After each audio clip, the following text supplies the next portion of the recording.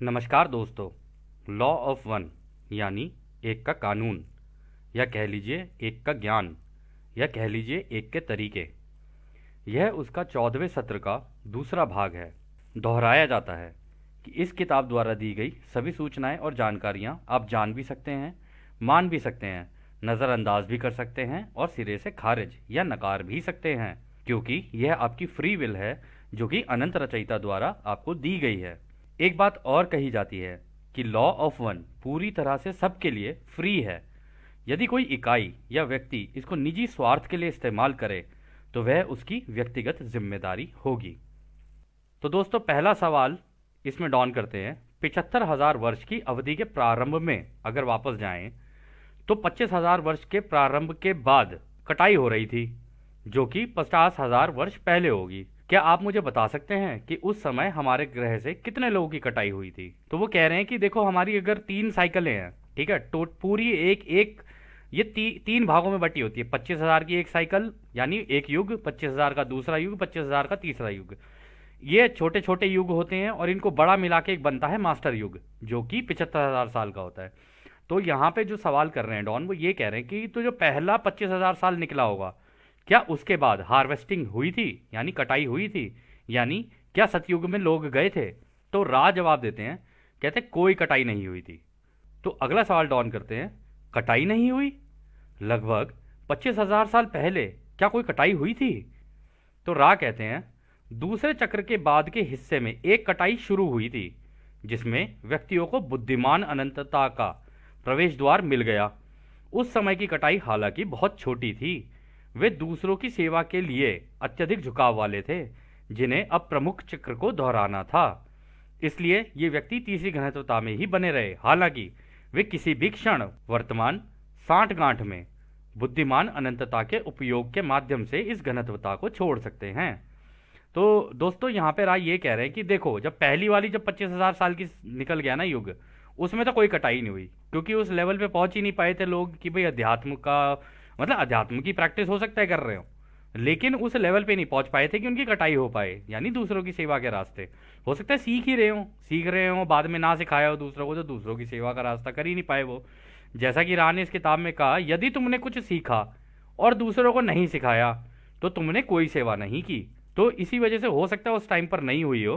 तो यहाँ पर वो ये कह रहे हैं कि देखो, हालांकि उनका जो सेकेंड जो दूसरा युग निकला, मतलब दूसरी 25,000 साल की साइकिल जो थी, पहली 25 निकल गई, फिर आई दूसरी 25।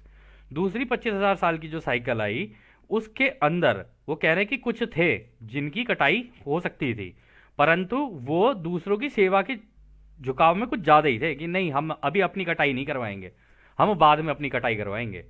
तो वो यहीं पर ही रुक गए और दूसरों की सेवा के लिए यहाँ पर रुक कर उन्होंने दूसरों की मदद करना ही पसंद किया कि नहीं, हम दूसरों की सेवा करेंगे और हमने जो सीखा है अब हम दूसरों को सिखाएंगे। तो इसी काम के लिए वो रुक गए थे। तो इसलिए वो कह रहे हैं ना कि हालांकि, लेकिन इसमें ये भी कह रहे हैं वो कि वो जब भी चाहें उसके बाद, अभी भी उन्होंने कहा है कि वो अपनी ज़िंदगी दोबारा रिपीट कर रहे हैं यहाँ पे, लेकिन वो जब चाहें ना अब दोबारा मतलब अपनी कटाई करवा सकते हैं और यहाँ से जा सकते हैं, ऐसा कुछ नहीं है उनके लिए, कुछ वो नहीं है हार्ड एंड फास्ट रूल। तो खैर, अगला सवाल डॉन करते हैं।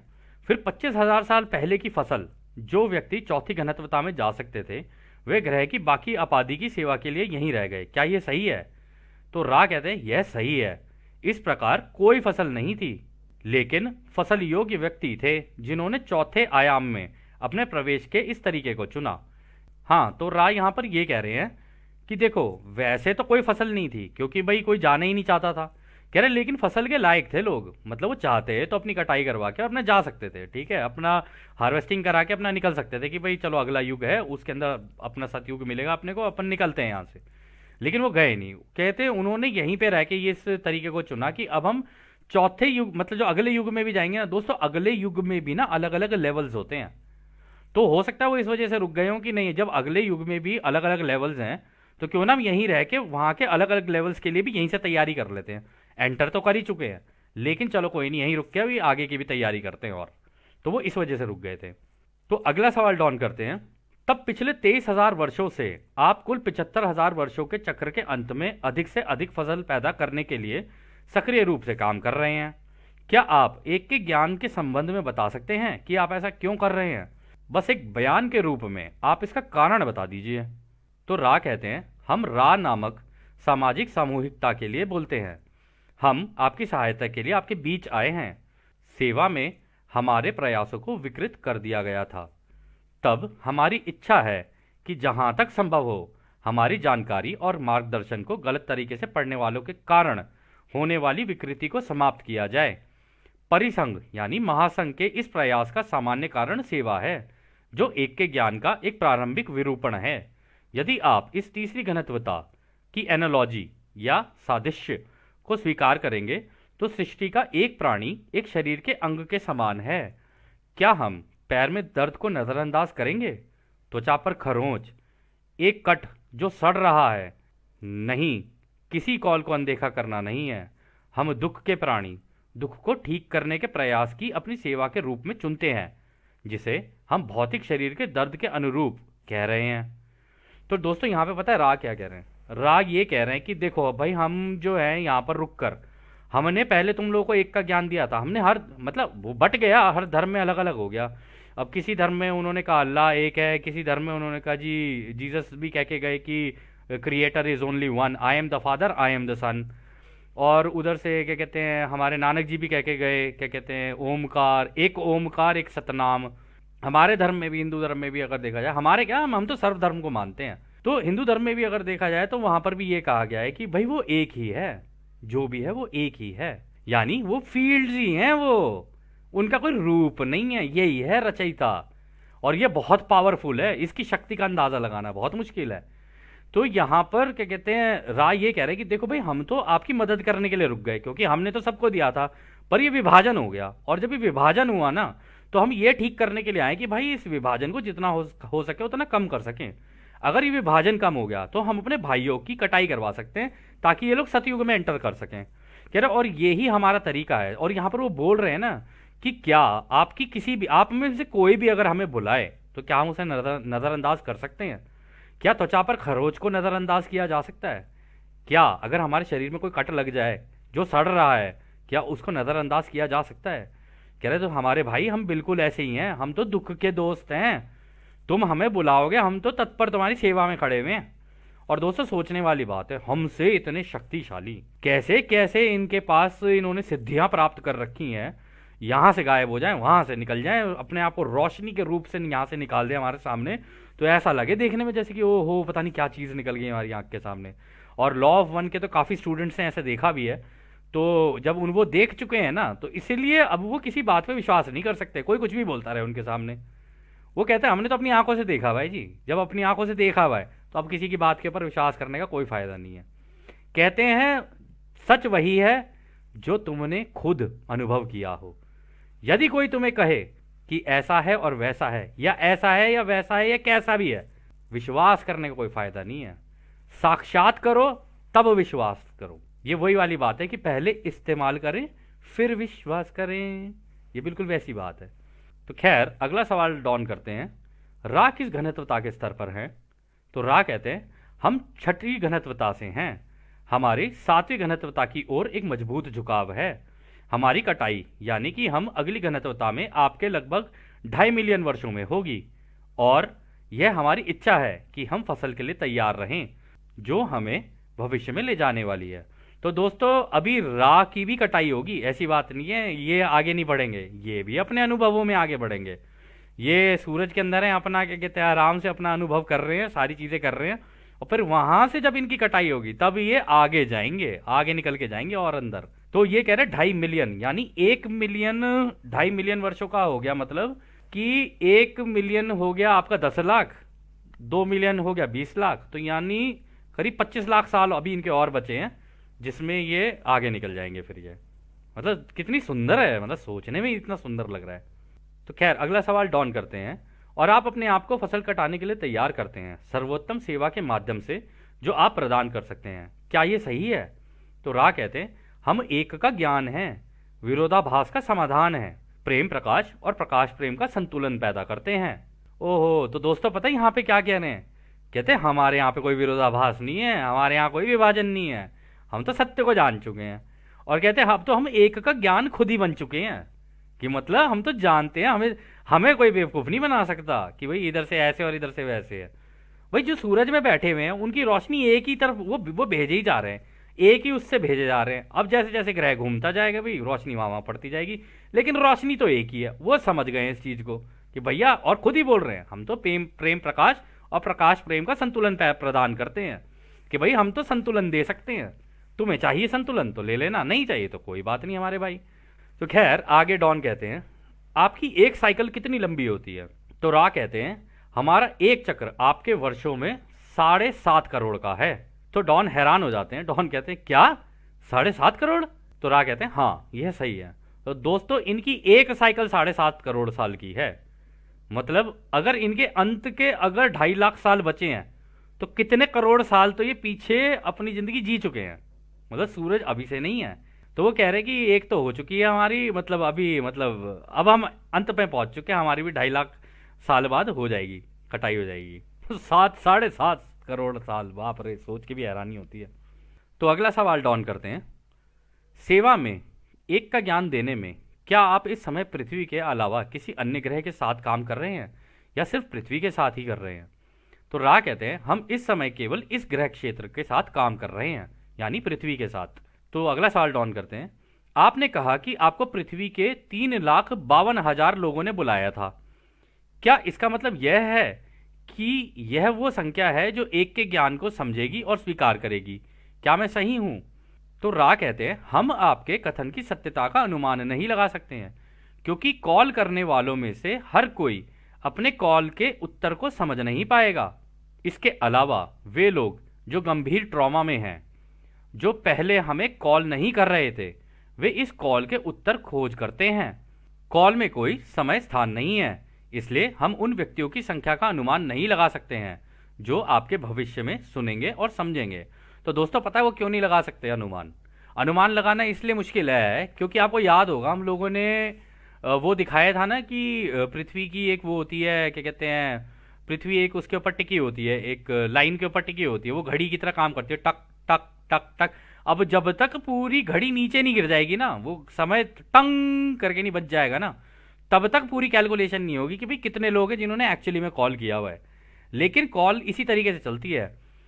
इससे एक चीज़ हमें याद आई जो हम आपको बता सकते हैं कि कॉल कॉल का जो तरीका होता है ना वो ये होता है कि देखो, आप कॉलिंग आप चाहो तो आराम से मन में भी कर सकते हो, आप बाहर खड़े हो के आसमान की तरफ देखते हुए भी कर सकते हो, और ऐसे बुला भी सकते हो कि हमारे भाइयों, हमारे महासंघ के भाइयों जो उस अनंत, हमारे एक अनंत रचयिता के प्रेम और रोशनी में उसकी सेवा करते हो, हम आपको आमंत्रित करते हैं अपने अनंत रचयिता के प्रेम और रोशनी में। तो आप आसमान में देखेंगे तो हो सकता है अगर आपके अंदर बिना भेदभाव और बिना विभाजन के अगर आप ये करेंगे तो हो सकता है आपके साथ ऐसा हो जाए। और दूसरी चीज, जब ये कॉलिंग होती है ना, रचयिता को पता है कैसे दिखता है? रचयिता को ऐसे दिखता है, ये बिल्कुल लॉ ऑफ स्क्वायर्स लगती है इसके अंदर। अब हम ये आपको इसलिए बताते हैं कि देखो लॉ ऑफ स्क्वायर्स इसमें कैसे लगती है। यदि आप किसी टीवी शोरूम के अंदर जाकर देखें, मतलब आप देखें कि भाई 1 टीवी, 2 टीवी, 4 टीवी, 10,000, मतलब उसके अंदर करीब 20-25 टीवी लगे हुए हैं। अब हर टीवी के ऊपर अलग अलग अलग कोई फिल्म चल रही हो तो आपको कभी पता नहीं चलेगा कि भाई क्या चल रहा है। मतलब एक देखोगे दूसरा देखोगे, आप हल्के से कंफ्यूज से रहोगे। लेकिन अगर सभी टीवी के ऊपर एक ही फिल्म चल जाए तो क्या आपको बेहतर नहीं दिखेगी? रचयिता को भी चीजें बेहतर उसी तरीके से दिखती हैं कि सारे ही बच्चे एक चीज मांग रहे हैं, और जब सारे ही बच्चे एक चीज मांगने लगते हैं तो रचयिता को फिल्म साफ दिख जाती है कि अच्छा ये मांग रहे हैं, ये जब इन्होंने मांग ही लिया है तो इन्हें दे ही देता हूं मैं। विभाजन के कारण सब इधर उधर हो गए, सब इधर उधर मांग रहे हैं और सब इधर उधर भाग रहे हैं, लेकिन सारे एकजुट होके मांग ले तो रचयिता कहते हैं ये लो, तुमने मांगा है तो मैं दूंगा, क्योंकि उनको दिख जाता है कि हाँ भाई तो सारे टीवी एक जैसे ही बोल रहे हैं जितने भी हैं। ये बिल्कुल उसी तरीके से चलता है। तो खैर अगला सवाल डॉन करते हैं, आप सर्विस कैसे करते हैं? मतलब आप अपनी सेवाएं कैसे देते हैं? आपने पिछले 2300 वर्षों में एक के ज्ञान को कैसे साझा किया है? आपने पृथ्वी के लोगों को यह ज्ञान कैसे प्रदान किया है? तो राह कहते हैं, हमने इस तरह के चैनलों का उपयोग किया है जैसे कि तुम हो, लेकिन ज्यादातर मामलों में चैनल हमारी पहचान या अस्तित्व के बारे में जागरूक हुए बिना सपनों और दूरदर्शिता यानी विजन से प्रेरित महसूस करते हैं। लेकिन इस विशेष समूह को ऐसे संपर्क को पहचानने के लिए विशेष रूप से प्रशिक्षित किया गया है। यह इस समूह को सूचना के एक फोकल या कंपन स्रोत के बारे में जागरूक होने में सक्षम बनाता है। तो दोस्तों पता है वो क्या क्या कह रहे हैं? कह रहे हैं कि पहले के ज़माने में तो हम लोग ये करते थे, मतलब 2300 साल पहले तो हम लोग ये करते थे कि भाई मान लो कोई अपनी उसमें ध्यान अवस्था में बैठा है, दूरदर्शिता कह लो या दिव्य दृष्टि कह लो। दूरदर्शिता यहाँ पे जो उन्होंने बोला ना, आपको आपने सुना होगा दिव्य दृष्टि, है ना? पहले के ज़माने में भी होती थी, और रामायण में भी आपने सुना होगा कि भाई प्रभु राम के पास भी दिव्य दृष्टि थी, है ना? तो ये क्या कहते हैं, दिव्य दृष्टि पता है कैसे काम करती है? इसे रिमोट व्यूइंग बोलते हैं अंग्रेजी में। यदि आप ध्यान अवस्था में चले जाओ तो आपकी आंखों के सामने ना विजन आने शुरू होंगे, या तो विजन आ जाएंगे, जैसे हमने बताया चिकोटी काट लेगी या कुछ हो जाएगा, या खुशबू आनी आ जाएगी, या कहीं पर भी एकदम कंपनता महसूस होगी सर के अंदर या सर के पीछे या सर के ऊपर या कानों के आसपास, जैसे किसी ने कानों पे जैसे टच करके कोई चला गया हो आपको, ठीक है? तो इस तरीके से ऐसा महसूस होगा। तो उस टाइम पे मुस्कुराहट भी आ जाती है खैर चेहरे पर। तो वो कहते हैं हाँ, या तो हमने सपनों के द्वारा दिए, कि लोग जो सपनों में थे सपनों के द्वारा भी दे देते हैं ये, इसलिए कहते हैं अपने सपनों के ऊपर खूब ध्यान रखना चाहिए। आप इन्हें कहेंगे ना, आप हमें हमें हमारे सपनों में दे देना इन्फॉर्मेशन, तो सपनों में भी इन्फॉर्मेशन दे देते हैं आपको। बट वही है, मांगोगे तो मिलेगा, नहीं मांगोगे तो कुछ भी नहीं मिलना। और ये जो दिव्य दृष्टि है वो आप ध्यान अवस्था में जाके कोई भी कर सकता है। ये ऐसा नहीं है कि आपको कोई बहुत बड़ा सक्षम होने की जरूरत है इसके लिए, कि अरे जी मेरे से तो होगा नहीं, ये नहीं, एक बार नहीं होगा, दूसरी बार नहीं होगा, तीसरी बार नहीं होगा, चौथी बार पांचवी बार हो जाता है। ये अभ्यास होता है। हम लोगों को जितना हम लोगों ने मेडिटेशन के बारे में पढ़ा, हमको एक चीज समझ में आई, मेडिटेशन कुछ भी नहीं है, अभ्यास है बस। कहते हैं करत करत अभ्यास के जड़मति हो सुजान, मतलब कि जितना तुम प्रैक्टिस करते रहोगे ना, तुम उस चीज में सक्षम हो जाओगे। अब फिर वो चाहे क्रिकेट खेल लो, फुटबॉल खेल लो, या ध्यान कर लो, कुछ भी कर लो, आप सक्षम हो जाओगे उसके अंदर। तो वो यहाँ पर वो यही कह रहे हैं कि इस तरीके, ये तरीके हैं जिससे हम लोगों ने सूचनाएं दी। कह रहे लेकिन ये जो ये क्या कहते हैं, जिम और ये कार्ला और ये डॉन, इन तीनों को तो हम लोगों ने ट्रेन किया इसके लिए। और दोस्तों ये एक्चुअली जब ये किताब आई थी ना, इससे पहले भी इनकी कई किताबें आई हैं, जैसे वॉइसेस ऑफ कन्फेडरेशन हो गई, सीक्रेट्स ऑफ द यूएफओज हो गई। ये जो किताबें थी ना, उन किताबों के अंदर इन्होंने इनको तरीके सिखाए थे कि भाई ऐसे ऐसे कर लेना, ऐसे ऐसे कर लेना, ऐसे ऐसे कर लेना। ये मांगते गए वो देते चले गए, ये मांगते गए वो देते चले गए, तो ये ट्रेन हो गए थे। तब जाके ये फाइनल रा कांटेक्ट हुआ था, मतलब रा से बात हुई थी। तो रा ने फिर इनको, रा को पता ही था कि हाँ ये ट्रेन हो चुके हैं, ठीक है अब इनको दी जा सकती है इन्फॉर्मेशन, तब इन्होंने इन्फॉर्मेशन दी थी। तो खैर अगला सवाल डॉन करते हैं। जब आप किसी व्यक्ति से उनके सपनों में संपर्क करते हैं तो मैं मानता हूं कि इन व्यक्तियों को पहले एक के ज्ञान की दिशा में खोज करनी होगी, क्या यह सही है? तो अच्छा सवाल है डॉन ने जो किया, कह रहे कि अगर आप किसी को सपनों में वो करें तो उसका झुकाव एक के ज्ञान का थोड़ा बहुत होना चाहिए, तभी सपनों में करेंगे क्या? तो रा कहते हैं यह सही है। उदाहरण के लिए मिस्र देश के लोग पैंथिज्म, सर्वेश्वरवाद यानी कई भगवानों की पूजा करते थे, जिसे आप सृष्टिकर्ता के विभिन्न प्राणियों की अलग अलग पूजा की झुकाव कह सकते हैं। हम सिर्फ एक व्यक्ति से ही संपर्क करने में सक्षम थे जिसका झुकाव एक की ओर ही था। तो दिक्कत ये थी दोस्तों, उस जमाने में पता क्या हुआ, वहां पर ये और था भाई, सब अलग अलग भगवानों की पूजा कर रहे थे, कोई इस भगवान को मान रहा था, कोई इस भगवान को मान रहा था। लेकिन रा को सोच लो, इतनी सारी जनता में से केवल एक ही मिला जिसका झुकाव ये था कि भैया मैं मानूंगा नहीं, मेरे को जानना है भगवान को। और उसके अंदर ये चीज होती है कि जो भी है ना ये एक है। अगर वो अपने धर्म में भी होगा ना, किसी भी धर्म का हो, अगर उसके अंदर ये चीज है ना कि भाई वो जो भी है ना वो एक ही है, और उसके अंदर भेदभाव ना हो किसी के लिए, वो प्राइम टारगेट हो सकता है, या वो प्राइम बंदा हो सकता है जिससे कांटेक्ट किया जा सके। जिसके दिमाग में विभाजन है उससे कांटेक्ट हो ही नहीं सकता। और इसी वजह से ज्यादातर केसेस में ऐसा ही होगा कि ऐसे ही लोग अपनी अपनी 25,000 साल की साइकिल दोबारा रिपीट कर जाएंगे, केवल इसी कारण से, क्योंकि दिमाग में विभाजन है। तो खैर अगला सवाल डॉन करते हैं। मैं मानता हूं चक्र समाप्त होने पर आघात होगा, जब कुछ असुविधा होगी। कुछ ऐसे व्यक्ति होंगे जो खोज करना शुरू कर देंगे या उत्प्रेरित हो जाएंगे। आप यह कह सकते हैं आघात के कारण खोज करने में, और फिर संभवतः टेलीपैथी या लिखित सामग्री के माध्यम से आपके शब्दों को सुनने में सक्षम होंगे, जैसे कि हम इस पुस्तक के रूप में प्रकाशित करेंगे। तो देखो डॉन ने और इन लोगों ने देखो दोस्तों कितना अच्छा काम किया। इनको पता था कि जब ये साइकिल एंड तक पहुंचेगी ना तो दिक्कतें आएंगी, लोगों को बड़ी मुश्किलों में पड़ेंगे लोग, बहुत ज्यादा मतलब उथल पुथल मचेगी और उठापटक मचेगी। तो उन्होंने कहा कि इसकी किताब बना देते हैं, और जिन जिन लोगों को जरूरत पड़ती जाएगी, कोई परेशान आदमी ढूंढेगा ना, फिर जब तक परेशानी नहीं तो ढूंढेगा ही कहां से? कह रहा जी मेरे जीवन में तो सब सही है, मत जानी लाइफ चल रही है मेरी, तो जब मत जानी लाइफ चल रही है तो ढूंढेगा ही नहीं, और जब ढूंढा नहीं तो फिर मिलेगा भी नहीं। तो इन लोगों ने बना के रख दी थी। तो उन्होंने कहा था कि हो सकता है कि आप लोगों ने टेलीपैथी से भी कांटेक्ट करो, हो सकता है इस लिखित सामग्री से भी कांटेक्ट करो। तो इसलिए इन लोगों ने किताब बना दी थी कि भाई अगर जहां उठापटक होनी शुरू हो ना, इस किताब को हम लोग जनता को दे देंगे कि ये लो भाई, ये है कहानी।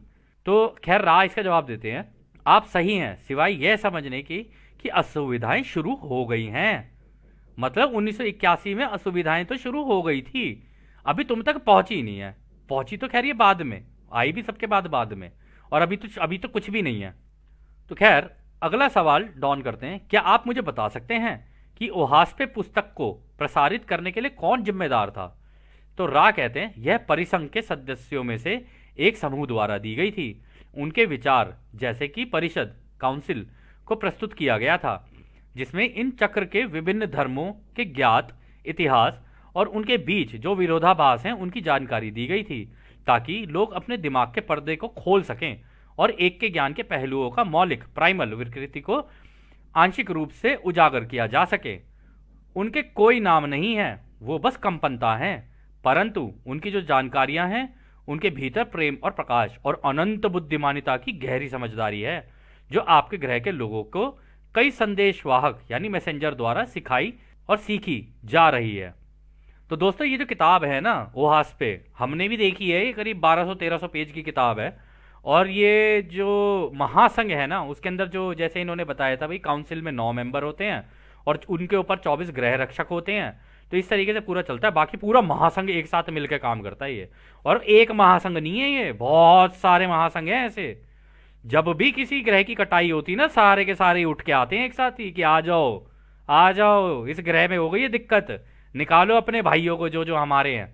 और जो जो हमारे होते हैं इनको कैसे पता चलता है? जिनके अंदर एक हो, विभाजन ना हो, जिनके अंदर ये हो कि भाई वो रचयिता मेरा एक है, जिन्हें समझ में आ जाए कि रचयिता एक है, और जिनका झुकाव इस डायरेक्शन में हो जाए और दूसरों की सेवा के रास्ते पे निकल जाए, उनकी धीरे धीरे ग्रेड प्रणाली बनती चली जाती है। और जैसी वो उन्होंने बोला था ना एक श्रेणी बनती है, वो श्रेणी जैसी बनती जाएगी ना, वो ऑटोमेटिकली इनकी नज़र में आ जाता है कि हाँ ये हमारे हैं, इनको निकालो यहाँ से, इनको निकालो। फिर उनको निकालना शुरू करते हैं यहाँ से ग्रह।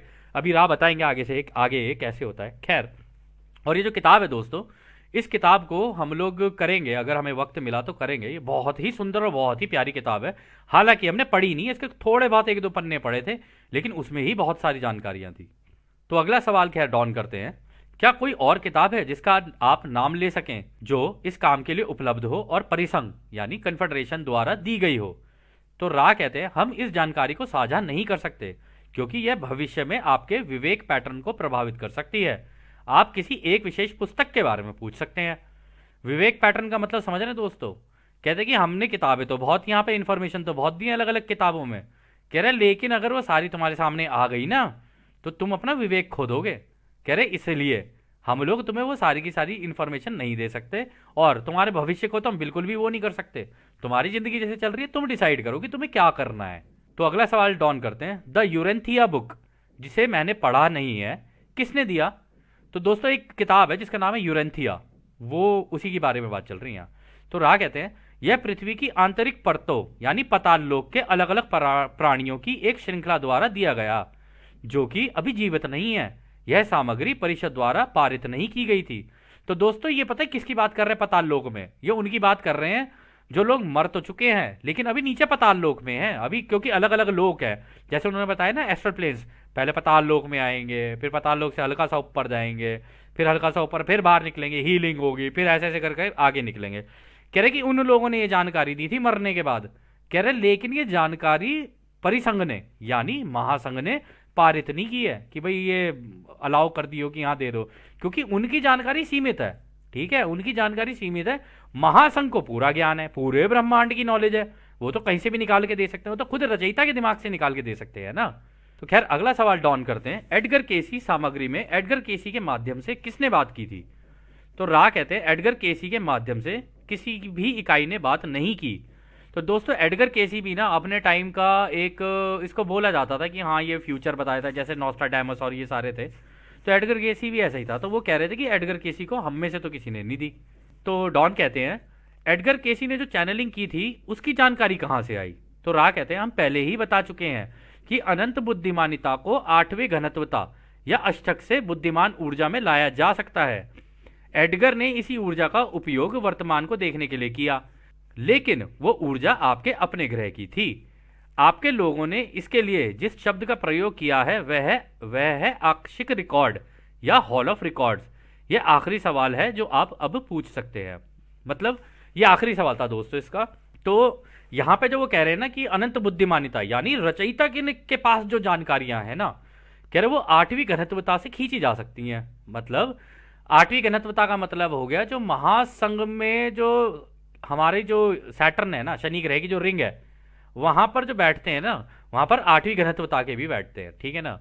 तो उनसे ली जा सकती है, लेकिन वो एक ऊर्जा के रूप में आती है। तो इसने क्या किया था, एडगर केसी ने उसको चैनल किया था। लेकिन आक्षिक रिकॉर्ड जो रखे होते हैं ना, वो आठवीं होते तो आठवीं घनत्वता में ही है, और इतने कवर्ड होते हैं ना, ये चारों तरफ से प्रोटेक्टेड होते हैं, इसके अंदर घुस नहीं सकता कोई। ये बिल्कुल एक डेटा सेंटर की तरह होता है कि डेटा सेंटर का जितना हो सके ना उतना ध्यान रखो, कोई नहीं घुस सकता किसी डेटा सेंटर के अंदर। आपकी, हमारी, हम सब की, इस ग्रह की सोच, जितनी भी सोच, शब्द और कर्म सारे इस आक्षिक रिकॉर्ड के अंदर रखे हुए हैं, या कह लो हॉल ऑफ रिकॉर्ड्स के अंदर रखे हुए हैं।